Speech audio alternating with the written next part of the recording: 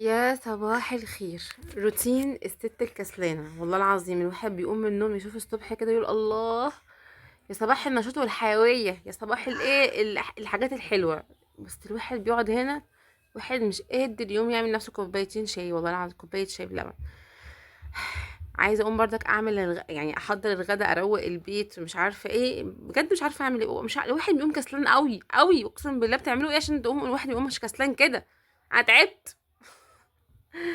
بس ان شاء الله هو ما فيش، ما هو انا لو ما عملتش انا الغدا ما حدش هيعمل غير الغدا. ما هو للاسف انا اللي المسؤول عن البيت.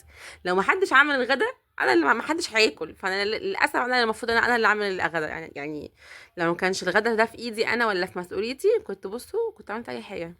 كنت نزلت اتمشيت بقى براحتي. يا سلام يا سلام يا سلام يا سلام يا سلام. بس يلا بقى هنعمل ايه. يلا هنشوف بقى هنعمل ايه.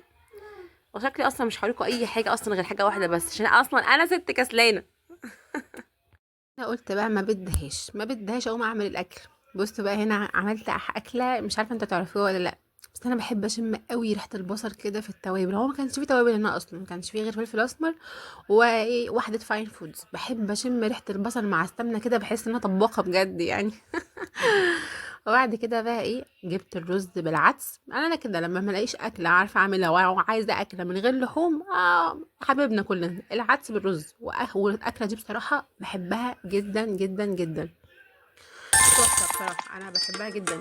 ف المهم هنا عملت بقى هنا وهنا الصلصه بقى هنا بقى. يعني في ناس بتعمل جنبها صلصه والناس بتعملها سلطه. انا بحب اعمل جنبها فلفل بالصلصه، بس عشان انا الحراق ممنوع عليا فعملت بقى ايه، يعني صلصه بس بالثوم كده يعني.